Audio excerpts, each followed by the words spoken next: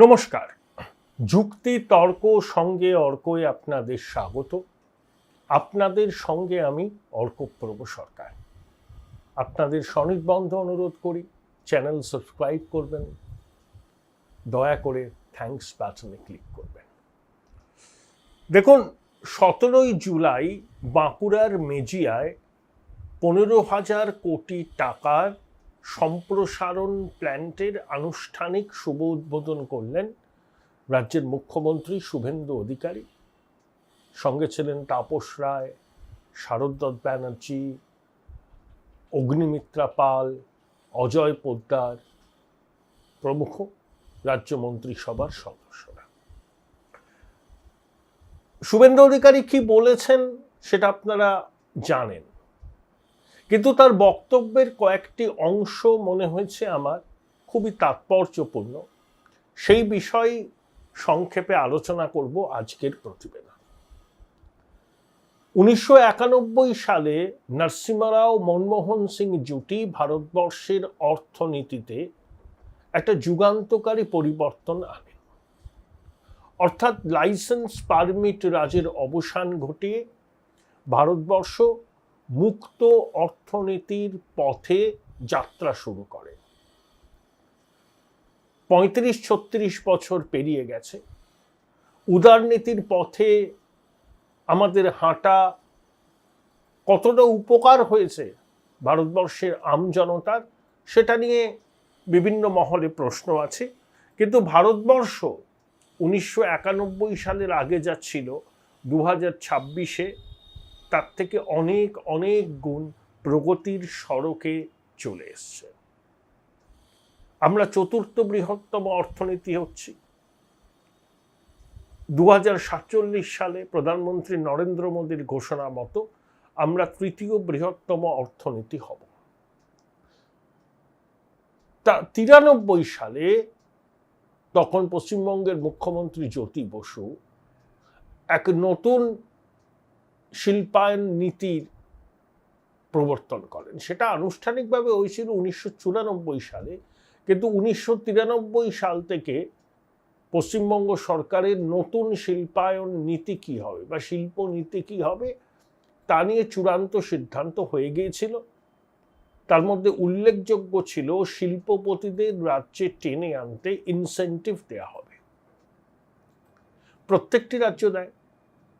লগ্নি টানার প্রতিযোগিতা চলে বিভিন্ন রাজ্যের মধ্যে, এবং কে কত বেশি সুবিধা শিল্পমহলকে দিতে পারবে শিল্পপতিরা সেই রাজ্যকেই তাদের বিনিয়োগের গন্তব্যস্থল হিসাবে বেছে নিতেন।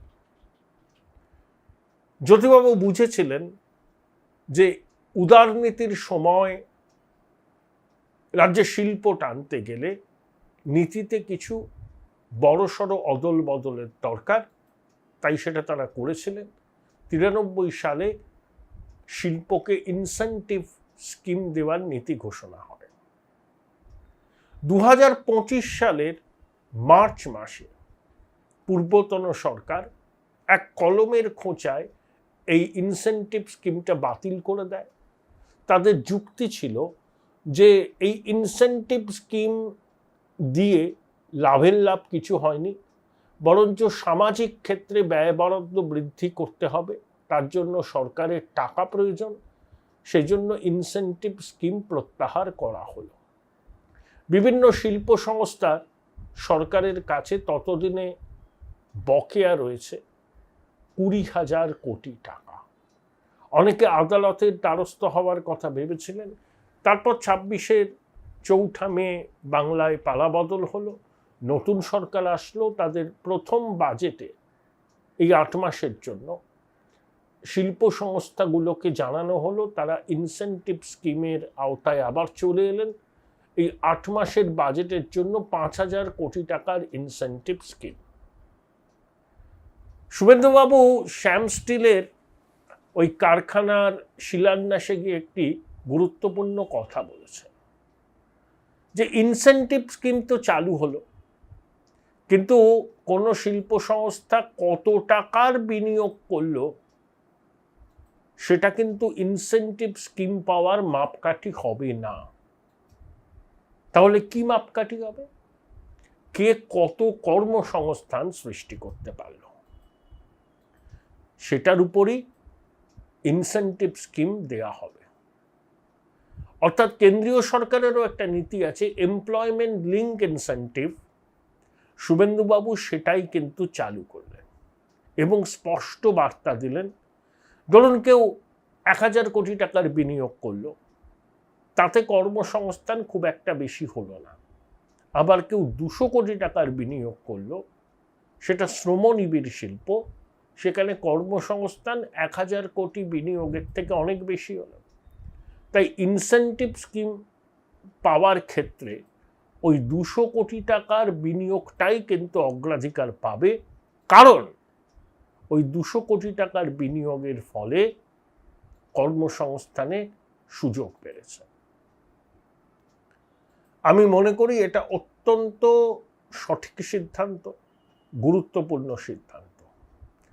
ম্যানুফ্যাকচারিং শিল্পে মানে শ্রমনিবিড় শিল্পে বিনিয়োগ আসলেই কর্মসংস্থান হবে এবং বাংলার সার্বিক অর্থনীতি গতিপ্রাপ্ত হবে। শ্যাম স্টিল দাবি করেছে তাদের এই সম্প্রসারিত প্ল্যান্টে আগামী দিনে প্রত্যক্ষ বা পরোক্ষভাবে 20,000 কর্মসংস্থান হবে। সময়ই বলবে তাদের দাবি আর বাস্তবটা কি। যদিও স্টিল প্ল্যান্ট বলুন, এই ধরনের ইন্ডাস্ট্রিতে প্রত্যক্ষ পরোক্ষ কর্মসংস্থান অন্যান্য ক্ষেত্রের তুলনায় বেশি হয়, কিন্তু তারা যে দাবি করেছেন 20,000 প্রত্যক্ষ এবং পরোক্ষ,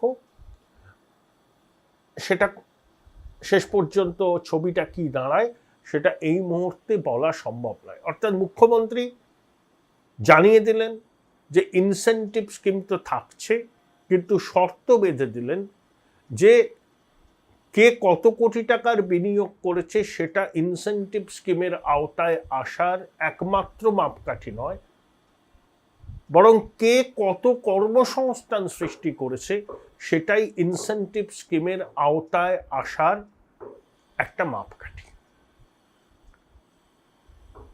দেখুন, 18ই জুলাই আমুলের কারখানার উদ্বোধন হবে, তা 15,000 কোটি টাকার শ্যাম স্টিলের কারখানার উদ্বোধন হলো।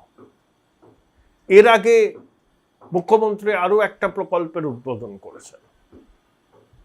আরপি গোয়েঙ্কা গোষ্ঠী বলেছে তারা ব্যাটারি তৈরির কারখানা করবে। আমি মাননীয় মুখ্যমন্ত্রীকে অনুরোধ করব, আরপিজি গোষ্ঠীর বিনিয়োগ নিশ্চয়ই চাই, কিন্তু কলকাতা সহ শহরতলির যে অংশে দীর্ঘদিন যাবৎ ইলেকট্রিসিটির ক্ষেত্রে কার্যত মনোপলি ব্যবসা করছে সিএসসি, সেই মনোপলি থাকা কখনোই উচিত নয়, কারণ সর্বক্ষেত্রে একটা প্রতিযোগিতার আবহ থাকা দরকার। আমি যতদূর শুনেছি যে কলকাতা সহ মহানগরের সন্নিহিত অঞ্চলে বিদ্যুৎ সরবরাহের জন্য রাজ্য সরকার বিভিন্ন সংস্থার সাথে কথা বলছে। আগামী দিনে হয়তো সিএসসির মনোপলি থাকবে না। এটা ভীষণ গুরুত্বপূর্ণ একটা জিনিস, এই সংস্কারটা খুব প্রয়োজনীয়, কারণ আমাদের কাছে কোনো অপশন নেই। সিএসসি যা রেট দেবে সেই রেটেই আমাদের বিদ্যুৎ সংযোগ নিতে হবে। আমাদের কাছে যদি আরো কয়েকটা অপশন থাকে তাহলে আমরা বেছে নেওয়ার সুযোগ পাব। মার্কেট ইকোনমিতে কনজিউমারদের কাছে চয়েস থাকাটা ভীষণ রকম জরুরি।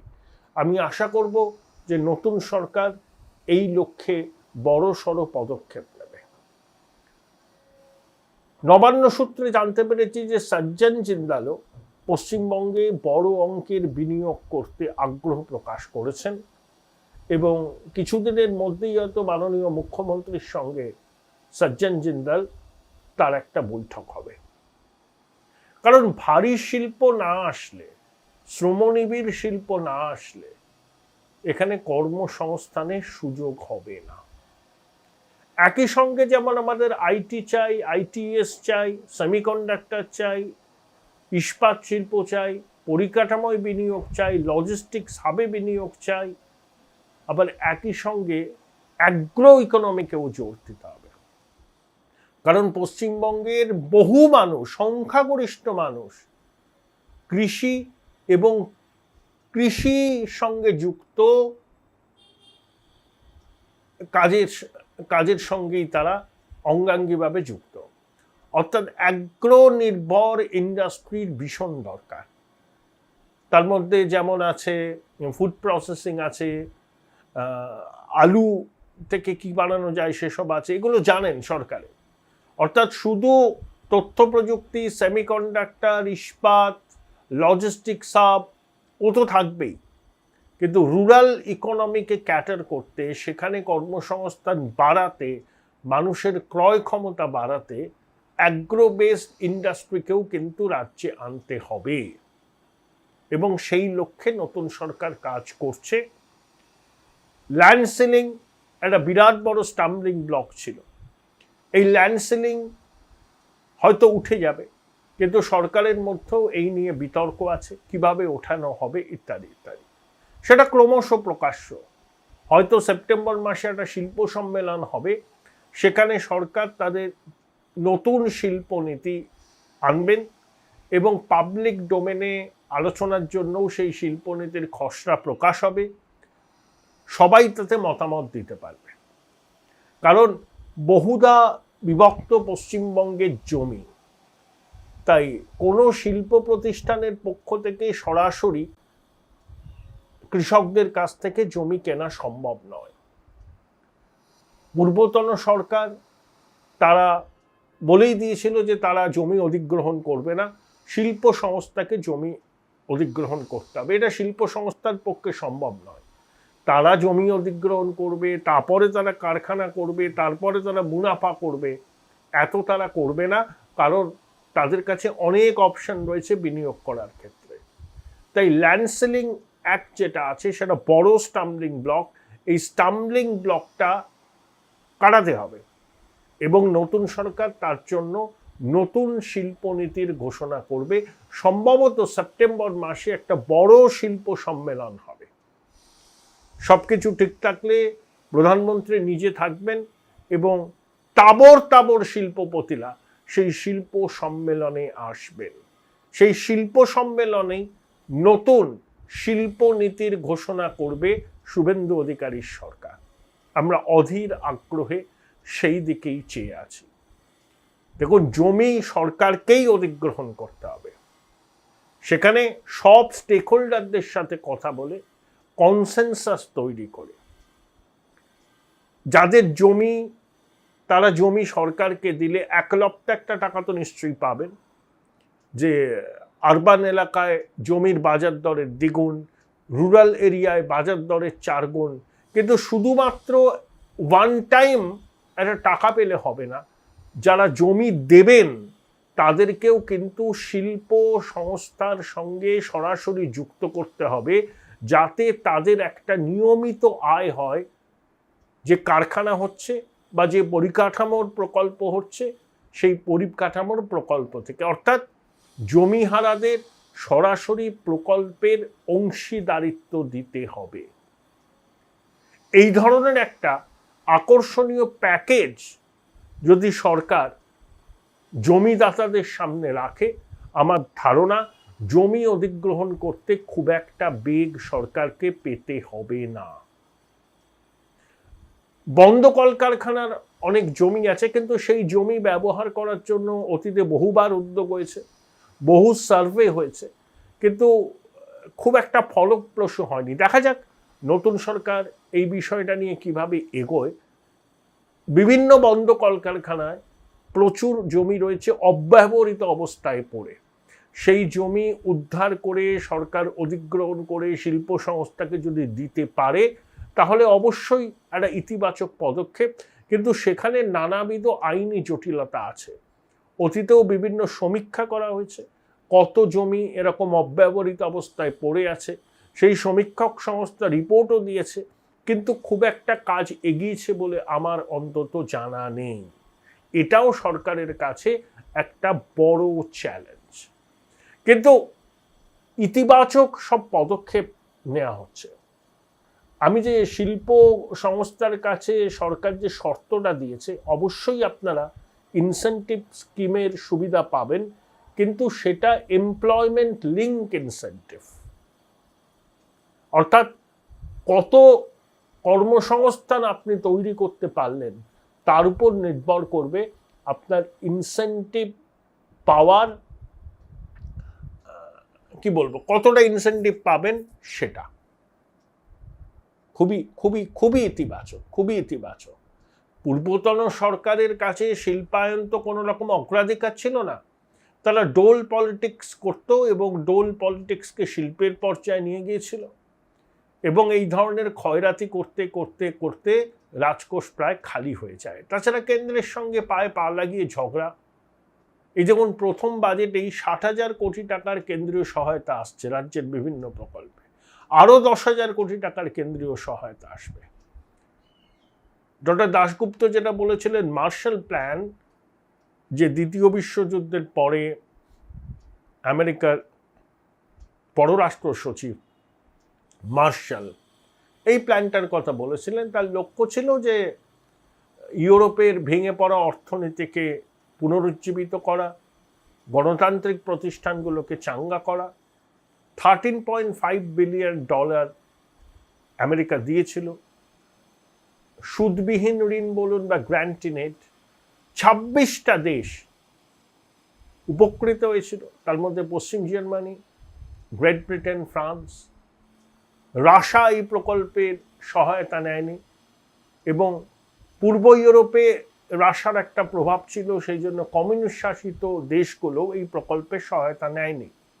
এর একটা উদ্দেশ্য ছিল যে ইউরোপে কমিউনিজমের আগ্রাসনকে রোখা। তো ওই ইতিহাসে এটা মার্শাল প্ল্যান নামে পরিচিত। ডক্টর দাশগুপ্ত এই মার্শাল প্ল্যান বলতে কেন্দ্রের সহযোগিতার কথাই বলেছেন। বলতে পারেন কেন্দ্রের দেয়া বেল আউট প্যাকেজ। 60,000 কোটি টাকা not a matter of joke. আমরা পূর্বতন সরকার শুধু ঝগড়া করার জন্য, দিদিমণি তার ইগো স্যাটিসফাই করার জন্য পায়ে পা লাগিয়ে ঝগড়া করতেন।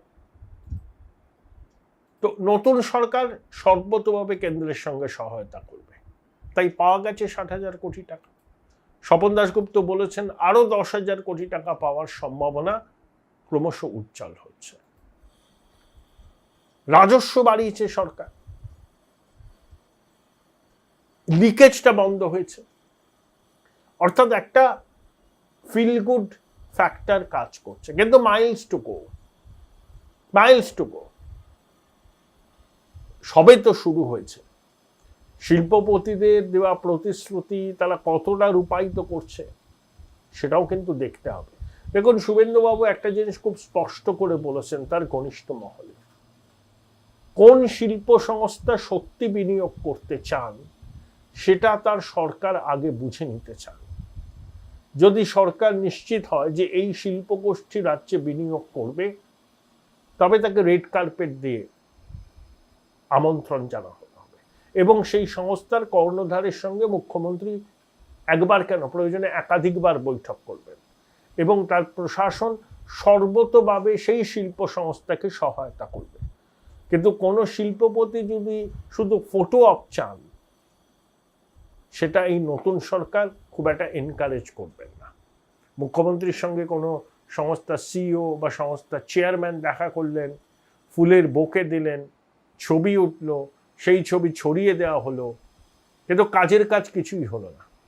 শুভেন্দুবাবুটা চাইছেন না। একেবারে সুনির্দিষ্ট প্রতিশ্রুতি, লগ্নির অঙ্ক, কতদিনের মধ্যে প্রকল্প বাস্তবায়ন হবে এবং কত প্রত্যক্ষ ও পরোক্ষ কর্মসংস্থান হবে, সেটা একেবারে নিশ্চিত হওয়ার পরে কিন্তু সরকার সহযোগিতা করবে। শ্রমিকবাবু রাজ্যের শিল্পায়নের ক্ষেত্রে একটা ইতিবাচক ভূমিকা নিচ্ছেন। বিভিন্ন চেম্বার অফ কমার্সে গিয়ে তিনি তাদের আহ্বান জানাচ্ছেন বিনিয়োগ করা। ল্যান্ড সিলিং যে একটা বাধা, সেটা যে উঠে যাবে সেটা তিনি বলেছেন। মুম্বাইতে গিয়েও বিভিন্ন শিল্প সংস্থার হুজুর সঙ্গে শ্রমিকবাবু বৈঠক করেছেন। WBIDC-কে ঢেলে সাজানো দরকার। তাপসবাবুও বলছেন প্রয়োজনে পায়ে ধরে আনবো শিল্পপতিদের। পূর্বতন বাম সরকারের, তৃণমূল সরকারের নয়। একসময় ওই তথ্য প্রযুক্তি মন্ত্রী ছিলেন প্রয়াত মানব মুখার্জি। আমি এক শিল্পপতির কাছে শুনেছিলাম, অনেকদিন আগের কথা, যে সেই শিল্পপতি ব্যাঙ্গালোরে থাকতেন। একদিন সকালবেলায় বাড়িতে তার কাছে খবর আসে যে তার বৈঠকখানায় পশ্চিমবঙ্গের শিল্পমন্ত্রী বসে আছেন। একদম শটান চলে গিয়েছিলেন মানববাবু। তার ইতিবাচক ফলও কিছু পাওয়া গেছে। তো এটা দরকার, এটা দরকার, কারণ এই প্রতিযোগিতার আবহে রাজ্যের শিল্প টেনে আনা ভীষণ দরকার। তো পূর্বতন জমানায় এসব তো হয়নি, মানে তোলামূলের জমানায় 7টা না 8টা বেঙ্গল গ্লোবাল বিজনেস সামিট হয়েছে, 19 লক্ষ কোটি টাকার বিনিয়োগের প্রস্তাব এসছে, কত কোটি টাকার বিনিয়োগ বাস্তবায়িত হয়েছে, কত প্রত্যক্ষ কর্মসংস্থান হয়েছে, এসব নিয়ে দিদিমণি কিছু বলেনও নি, তিনি বুঝতেনও না। যা বলতেন মিথ্যা পরিসংখ্যান দিতেন। ওই Bengal global business summit arrange করেই করে সংস্থা কয়েকশো কোটি টাকা পশ্চিমবঙ্গ সরকারের কাছ থেকে বাগিয়ে নিয়েছে। সেই সবের আর পুনরাবৃত্তি এখন হবে না, এটা নিশ্চিতে থাকা যায়। সূচনাটা খুব ইতিবাচক, খুবই ইতিবাচক। সবাই চেষ্টা করছেন। দেখুন, আমরা যারা রাজ্যের শাসক দলের অংশ নই, সরকারেরও অংশ নই, কিন্তু আমরা পশ্চিমবঙ্গের ভালোটা চাই, কারণ ইন্ডাস্ট্রি দরকার। আমি যে পাড়ায় থাকি, কার্যত বলতে পারেন বৃদ্ধাবাস। আমার নিজের ছেলেই কলকাতার বাইরে অনেকদিন ধরে চাকরি করছে। তো ওখানে যারা আছেন, যাদেরকে আমি কাকু জেঠু বলি, তাদের ছেলেরা মেয়েরা, কেউ আমার থেকে একটু ছোট, কেউ আমার বয়সী। এবং একটা জিনিস দেখি, তারা অনেকদিন বাইরে আছে, যেই মহালয়া শুরু হলো তাদের চোখগুলো খুশিতে চকমক করে ওঠে। কেন? ছেলে আসবে, বৌমা আসবে, মেয়ে জামাই আসবে, নাতি নাতনিরা আসবে। যেই অষ্টমীর সন্ধি পুজো শেষ, তখনই তাদের চোখে মুখে একটা বিষাদের ছায়া। এই যে কিছুক্ষণের ভালো লাগা, এই কিছুটা আনন্দে একসঙ্গে কাটানো পরিবারের সঙ্গে, পুজো মণ্ডপে এসে আড্ডা দেওয়া, সেটা হঠাৎ করে শেষ হয়ে যাচ্ছে। প্রত্যেকে প্রবীণ, অসুস্থ, অনেকে সহায়িকার উপর নির্ভরশীল দৈনন্দিন জীবনযাপনে। এই ছেলেমেয়েগুলো যদি এখানে থাকতো, এই বৃদ্ধ বৃদ্ধা প্রবীণ নাগরিকদের তো সুবিধা হতো, সবকিছুতে সুবিধা হতো। আর এই ছেলেমেয়েগুলো কি ইচ্ছা করে বাড়িঘর ছেড়ে অন্য রাজ্যে বা বিদেশে আছে? সুযোগ পায়নি। সেই সুযোগটা তাদের দিতে হবে, পরিবেশ পরিস্থিতির উন্নতি করতে হবে। একদিনে হয় না, 10 বছর পর থেকে আমরা এর সুফল পেতে শুরু করব, যদি এই লক্ষ্যে সরকার অবিচল থাকে। আমি 200% আশাবাদী।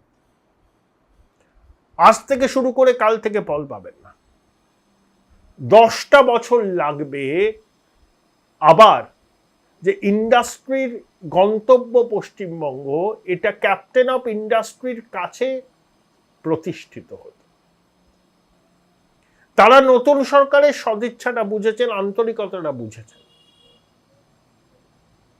কিন্তু ওই সময়টা দিতে হবে সরকারকে, যাতে স্বাধীনতার পরে পশ্চিমবঙ্গ দেশের শিল্প মানচিত্রে যা ছিল সেই আগেকার পরিস্থিতিতে ফিরে আসে। আমি আশাবাদী এটা হবে, করতেই হবে। আরে বড় বড় কলকারখানা না হলে সরকারের রাজস্ব তো আসবে না, রাজস্ব না হলে অন্নপূর্ণা ভান্ডার চালাবে কি করে? এই সহজ সত্যটা বুঝতে হবে। তো আগের সরকারগুলো বুঝতো না, শুধু ধার করে যেত। আরে ট্রেডমিলই হেঁটে হেঁটে বাজেট হয়ে যেত। তাহলে কি বাজেট হতো? আর অমিত মিত্র একজন ফিকি সেক্রেটারি জেনারেল ছিলেন, তিনিও কিভাবে এই ধরনের তুগুলকি আচরণকে মানে বিনা বাক্য বা সমর্থন করতেন, সেটাও এক রহস্য। যাই হোক, ফিকির সেক্রেটারি জেনারেল হলেই যে মেরুদণ্ড খুব রিজু হবে এমন কোনো কথা নেই। তবে ইতিবাচকভাবে এগোচ্ছে সরকার। 17ই জুলাই শ্যাম স্টিলের কারখানা সম্প্রসারণের যে শিলান্যাস সেটা খুব ইতিবাচক। পুরো কেন্দ্রীয় সরকার কিন্তু সহায়তা করছে। দেখুন, শিল্পপতিরা পশ্চিমবঙ্গে থাকলে গঙ্গা দাস, দিল্লিতে থাকলে যমুনা দাস। কোন রাজ্যে তারা বিনিয়োগ করবেন সেটা স্থির করার আগে কেন্দ্রীয় সরকারের মনোভাব সেই রাজ্যের সরকার সম্পর্কে কি সেটা তারা বুঝে নিতে চান।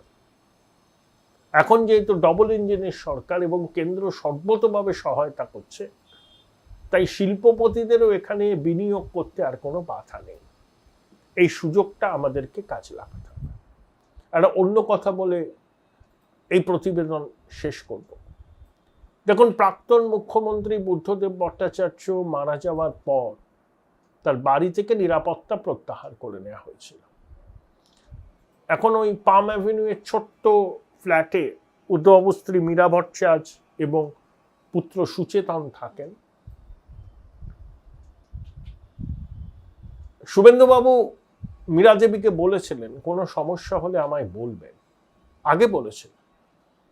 তো সিপিএম এর রাজ্য সম্পাদক মোহাম্মদ সেলিম মাননীয় মুখ্যমন্ত্রীকে মেসেজ করে বলেছিলেন যে মা ছেলে থাকে একা, নিরাপত্তা প্রত্যাহার করেছে, ব্যাপারটা যদি দেখেন ভালো হয়।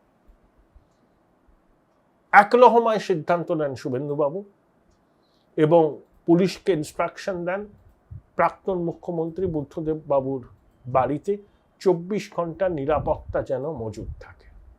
অবশ্যই সৌজন্য, কারণ শুভেন্দুবাবু বুদ্ধবাবুকে শ্রদ্ধা করতেন, বলেওছেন তো প্রকাশ্যে। আমি দূরে দাঁড়িয়ে গাছের তলায় দাঁড়িয়ে বুদ্ধবাবুর ভাষণ শুনতাম। এই যে নন্দীগ্রাম আন্দোলনে শুভেন্দুবাবু জীবনের ঝুঁকি নিয়ে বাইকে করে ঘুরে বেরিয়েছিলেন।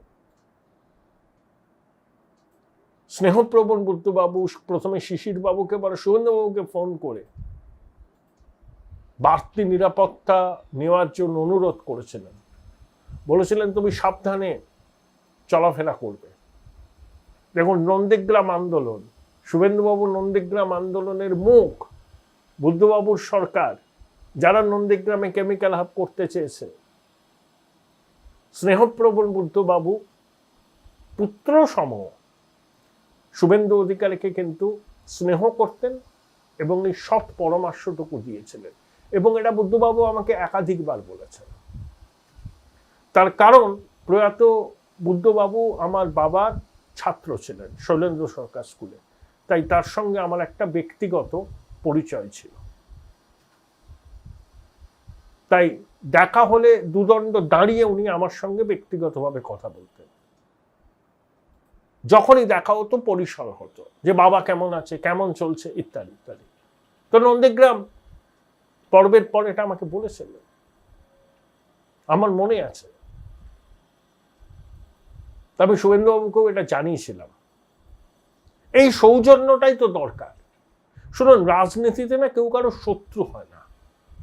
দিদিমণি সবাইকে শত্রু ঠাউরাতেন। সামাজিক অনুষ্ঠানে বিজেপির নেতা, বাম নেতা, কংগ্রেসের নেতারা আমন্ত্রণই পেতেন না। এমনকি তৃণমূলের কোনো নেতা বা মেয়ের বিয়ে হলে দারুণ ব্যক্তিগত সম্পর্ক হয়তো সিপিএম এর কোনো নেতার সঙ্গে বা বিজেপির কোনো নেতার সঙ্গে, আমন্ত্রণ করতে পারতেন না, নিমন্ত্রণ করতে পারতেন না, পাছে দলনেত্রী রুষ্ট হন।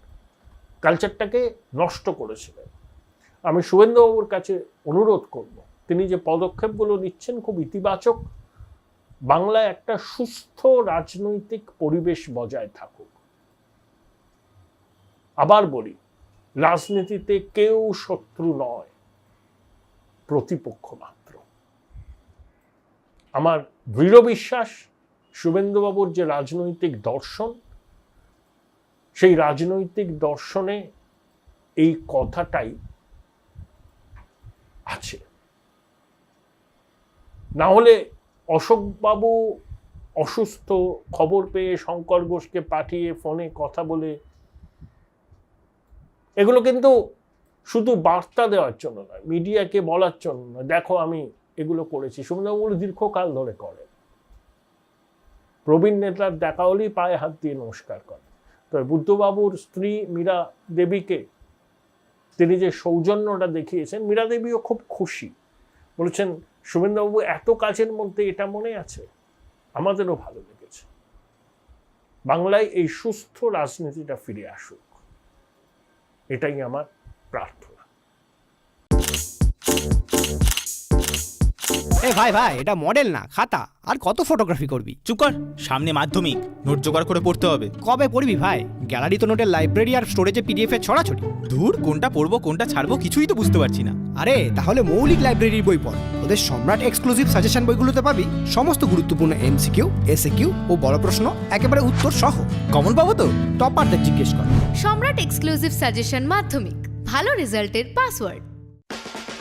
উচ্চ মাধ্যমিকের পর উজ্জ্বল ভবিষ্যৎ গড়তে NCHMCT পর্যটন দপ্তর, ভারত সরকারের hospitality and hotel management, Paschimbanga সরকারের মাকাউটের BBA BCA, fashion design, aviation tourism, culinary arts পড়ো SBI HM কলেজে। স্টুডেন্ট ক্রেডিট কার্ড ও ব্যাংক লোন পাবে SBI HM এ পড়লে। কোর্সের শেষে SBI HM দেশ ও বিদেশে চাকরির ব্যবস্থা করে থাকে। SBI HM হলো পশ্চিমবঙ্গের সেরা ম্যানেজমেন্ট কলেজ। SBIHM.com। বোলপুর শহরের কোলাহল থেকে মাত্র 20 মিনিট দূরেই রয়েছে সুন্দর রিসর্ট, যেখানে পেয়ে যাবে স্পেশিয়াস আর এস্থেটিক্যালি ডিজাইন রুম। তোমরা যারা গ্রুপে যাও তাদের জন্য আছে কমফোর্টেবল গ্রুপ স্টে অপশন, আর কাপলদের জন্য রয়েছে লাক্সারিয়াস সুইট রুম, তার উপর আবার ফ্ল্যাট 10% অফ। এখানে প্রকৃতির মাঝে তোমরা পেয়ে যাবে একটা সুন্দর সুইমিং পুল, ছোটদের জন্য প্লে এরিয়া আর একটা এস্থেটিক সেলফি কর্নার। প্রপার্টিটা পুরোটাই পেট ফ্রেন্ডলি, আর এখানে আছে অনেক কিউট ছোট ছোট র্যাবিটস। সকালের ব্রেকফাস্ট থেকে ডিনার পর্যন্ত পেয়ে যাবে একদম হোমলি কমফর্ট ফুড, যা এক কথায় অসাধারণ। বেঙ্গলি কুইজাইনের সাথে সাথে পেয়ে যাবে চাইনিজ আর নর্থ ইন্ডিয়ান অপশন। বিকেলে বনফায়ারের আলো, বন্ধুদের সাথে আড্ডা আর খোলা আকাশের নিচে গ্রাম বাংলার হাওয়া, পুরোটাই এক অপরূপ অনুভব। তাহলে বলো তোমরা কবে প্ল্যান করছো এই পিসফুল এসকেপটা? And don't forget to follow miss cupcake for more such travel updates.